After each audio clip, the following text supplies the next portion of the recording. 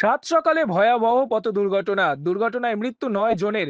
ঘটনাটি ঘটেছে বলরামপুরের 18 নম্বর জাতীয় সড়কের নামশোল এলাকায়।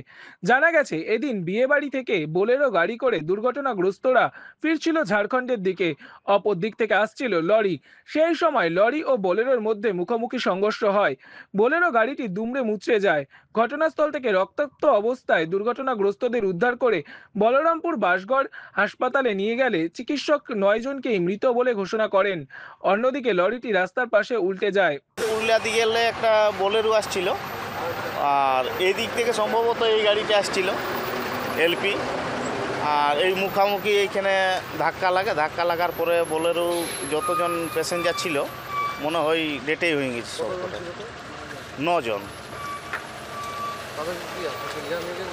তারাকে সঙ্গে সঙ্গে এই বলরামপুর থানা থেকে পুলিশ আছে, ওরাকে উদ্ধার করে নিয়ে যায়।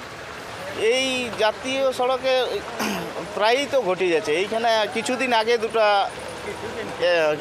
দুদিন আগে একটা মোটরসাইকেল অ্যাক্সিডেন্ট হলো, 2 জন এখানে ডেথ হয়ে গেল। তো এই জায়গাটাই, এই সামনেটাই।